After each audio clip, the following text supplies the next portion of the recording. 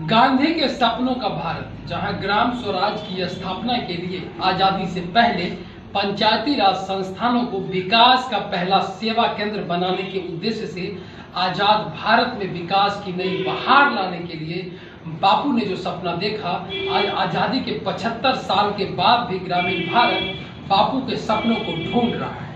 ऐसे में हमारी यात्रा पहुंची है समस्तीपुर के कल्याणपुर प्रखंड के ग्राम पंचायत राज वासुदेवपुर का अपना एक इतिहास रहा है।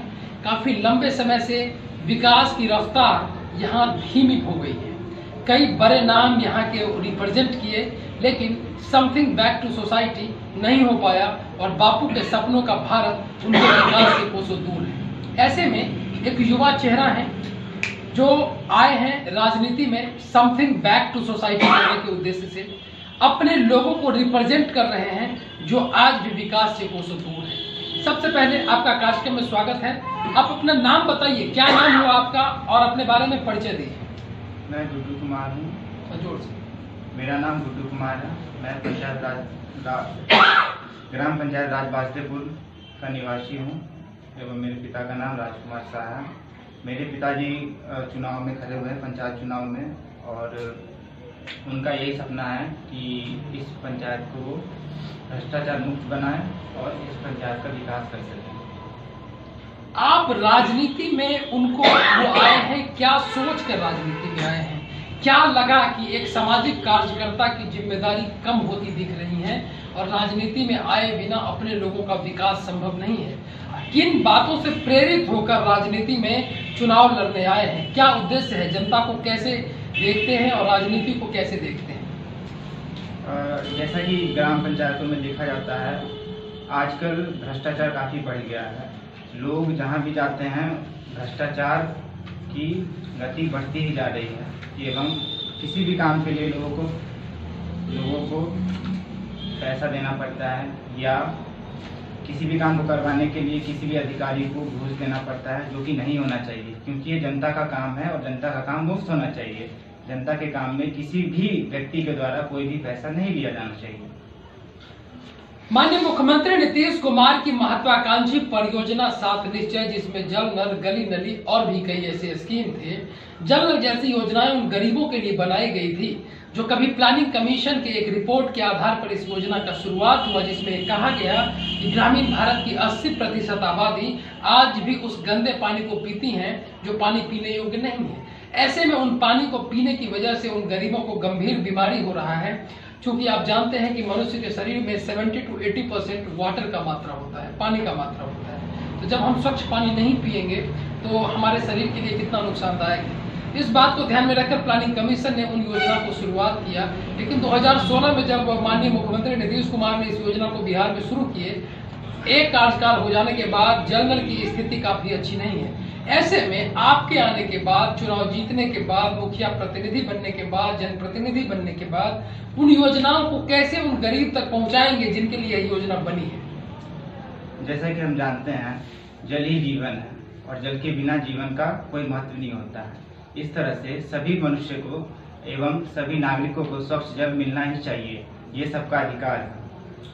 ये महात्मा गांधी को सच्ची श्रद्धांजलि देने के उद्देश्य से नरेगा, मनरेगा जैसी योजनाएं रोजगार गारंटी अधिनियम के तहत उन ग्रामीण बेरोजगारों के लिए बनाई गई जो उन बेरोजगारी की वजह से पलायन करते हैं। ऐसे में उनको रोजगार देना उन ग्रामीण स्तर पर जरूरी था और इसलिए सरकार ने ग्रामीण विकास के कई कार्यक्रम लागू किए, लेकिन आज भी उसमें उन लोगों को जॉब कार्ड नहीं बन रहा है जिनके वो वाकई में हकदार हैं, या फिर जॉब कार्ड है भी तो काम मशीनों द्वारा होता है।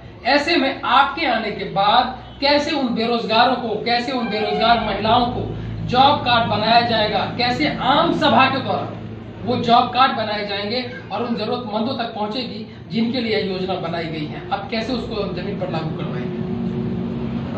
जैसा कि हम जानते हैं, जॉब कार्ड बनना हर जनता का अधिकार है और जॉब कार्ड के माध्यम से लोगों को रोजगार की संभावना मिलती है, क्योंकि रोजगार कार्ड एक ऐसी व्यवस्था है जिसके अंतर्गत लोगों को यह अधिकार प्राप्त होता है कि वह भी किसी कार्य को कर सकते हैं एवं किसी भी कार्य को करने के लिए उनकी एक पहचान मिल जाती है उनके थ्रू। इस बार हम ग्राम पंचायत बास्देपुर में चुनाव के पश्चात हर वार्ड में हर उन जरूरतमंद लोगों को चुनेंगे जिनको जॉब कार्ड की जरूरत है। आज ग्रामीण महिलाएं आधी आबादी महिलाओं की है। ऐसे में महिलाओं के लिए स्वरोजगार के अवसरों के लिए क्या सोच रहे हैं? कैसे उन्हें मुद्रा योजना से लोन मिलेगा? कैसे ऋण शिविर लगाएंगे? कैसे स्वयं सहायता समूह के द्वारा उनको जोड़कर उन लोगों के लिए रोजगार सृजन के अवसरों को उपलब्ध कराएंगे? आपकी प्राथमिकता में ये किस नंबर पे है? कैसे इसको देखते हैं? मेरी प्राथमिकता में यह अव्वल नंबर पे है, क्योंकि महिलाओं को रोजगार नहीं मिलने का एक मुख्य कारण ये भी है कि उन्हें ऋण नहीं मिल पाता है। ऋण नहीं मिलने का कारण ये है कि अभी भी ग्राम पंचायतों में ऋण की व्यवस्था सही से नहीं की गई है। ऐसे में स्वयं सहायता समूह के माध्यम से हम अगर चुनाव जीतते हैं तो इसके माध्यम से शिविर लगाएंगे और पूरे पंचायत के हर एक वार्ड में 10 से 15 महिलाओं को इकट्ठा करेंगे एवं उस स्वयं सहायता समूह के अंतर्गत सबको शामिल करके सबको रोजगार प्राप्त हेतु ऋण प्रदान करेंगे। युवा एक बहुत बड़ा वर्ग है। अगर हाल ही में वर्ल्ड यूथ फाउंडेशन की बात करें तो वर्ल्ड यूथ फाउंडेशन ने कहा कि भारत में 70% आबादी 35 वर्ष से कम उन युवाओं और बच्चों की है। ऐसे में आज के युवा नशा, पलायन और बेरोजगारी के शिकार हैं। युवाओं के लिए काम नहीं है। इन काम नहीं होने के डिप्रेशन से वो नशा करते हैं। आपके आने के बाद कैसे उन्हें स्वरोजगार के अवसर से जोड़ेंगे? कैसे उन्हें बैंकों से कनेक्ट करेंगे जिससे वो अपने काम धंधे में लग जाएंगे और जो नशा है वो उनके जीवन के लिए सेकेंडरी हो जाएगा? जैसा कि हम जानते हैं युवा हमारे देश के भविष्य हैं एवं उनको जॉब न मिलने का कारण ये भी होता है कि समाज में कई तरह के ऐसे लोग होते हैं जो युवाओं के प्रति किए गए कार्य को भी रोकते हैं, जो कि नहीं होना चाहिए। युवाओं को आगे प्रेरित करने के लिए हम नए स्कीम लाएंगे, जैसे कि स्कूलों का निर्माण, भवनों का निर्माण एवं जो परियोजनाएं आएंगी उनमें युवाओं को शामिल करके उनके द्वारा ही उन परियोजनाओं को संपन्न करेंगे। स्वरोजगार के लिए छोटे छोटे लघु उद्योग, गृह उद्योग, कुटीर उद्योग, ग्राम उद्योग की स्थापना भी बापू कहते थे कि उन युवाओं के लिए रोजगार सृजन के लिए जरूरी है। इसको कैसे आगे बढ़ाएंगे? लघु उद्योग प्रेरित करेंगे कि वो इसमें आगे बढ़े। भ्रष्टाचार इस देश की अहम समस्या है। पूर्व प्रधानमंत्री राजीव गांधी कहा करते थे कि दिल्ली से चला हुआ विकास का 1 रुपए जब गांव पहुंचता है तो वो 10 पैसा हो जाता है। ऐसे में हाल ही में ट्रांसपेरेंसी इंटरनेशनल और सेंटर फॉर डेवलपमेंट स्टडीज की रिपोर्ट के मुताबिक देश में सरकारी कार्यक्रम में व्यापक भ्रष्टाचार है और भारत की रैंकिंग भी ग्लोबल इंडेक्स में काफी नीचे गिरी है। ऐसे में गांव में आज आम सभा नहीं होता। सरकारी नियम के मुताबिक 60 दिनों में आम सभा का होना जरूरी है। आपके आने के बाद आम सभा कैसे नियमित होगा और कैसे भ्रष्टाचार पे काबू पाएंगे? कैसे उन गरीबों के लिए आम सभा के माध्यम से जो वो योजना बताएंगे उसी योजनाओं का क्रियान्वयन होगा? अभी जो योजना कागज पे बन रही है, आपके कार्यकाल में इसको कैसे बदलाव करेंगे? कैसे भ्रष्टाचार के खिलाफ अपनी लड़ाई को आगे बढ़ाएंगे? जैसा कि हम जानते हैं भ्रष्टाचार सिर्फ पंचायत में नहीं पूरे देश में है। हमारे देश में भ्रष्टाचार बहुत ज़्यादा है और हमें इसे कम करना है। और भ्रष्टाचार कम करने के लिए जो आम चुनाव होते हैं, भ्रष्टाचार को खत्म करने के लिए हम आम सभा एवं ग्राम सभाओं को बनाएंगे। क्योंकि यह सभाएं 60 दिनों में होती है, परंतु अगर हम ये चुनाव जीतते हैं उसके बाद हम यह सभाएं 60 दिनों के बजाय 30 दिनों में संपन्न करेंगे। और वो कौन से 5 काम हैं जो आपको लगता है कि आपके पंचायत में आपसे पहले कोई भी जनप्रतिनिधि का ध्यान उस ओर आकृष्ट नहीं हुआ है और जनता के लिए, जनहित के लिए, सामाजिक विकास के लिए वह बहुत ही जरूरी चीजें हैं? वो 5 काम कौन कौन से हैं? जैसे हम आ रहे थे तो हमने जल जमाव की समस्या को देखा, तो जल जमाव की समस्याएं हैं और कई तरह की समस्याएं हैं। जरा उसके बारे में बताएं कि आप जीतने के बाद 5 वो काम कौन कौन सा करेंगे प्राथमिकता के आधार पे, जिससे कि सामाजिक विकास हो? सर्वप्रथम हम अपने पंचायत में जल जमाव की समस्या को दूर करेंगे। इसके पश्चात हम हाई स्कूल का निर्माण करेंगे, क्योंकि हमारे पंचायत में हाई स्कूल नहीं है जो बहुत ज़रूरी है।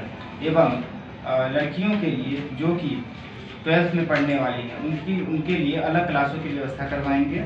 एवं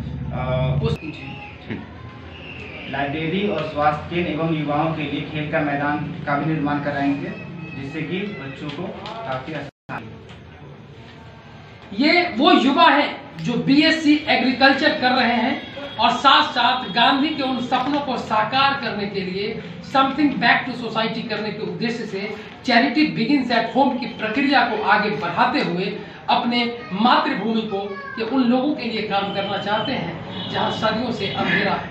मैं रामविलास पासवान की उन बातों को याद करना चाहूंगा जिसमें वो कहा करते थे कि मैं उस घर में दिया जलाने आया हूं जहां सदियों से अंधेरा है, वहां सदियों से अंधेरा है।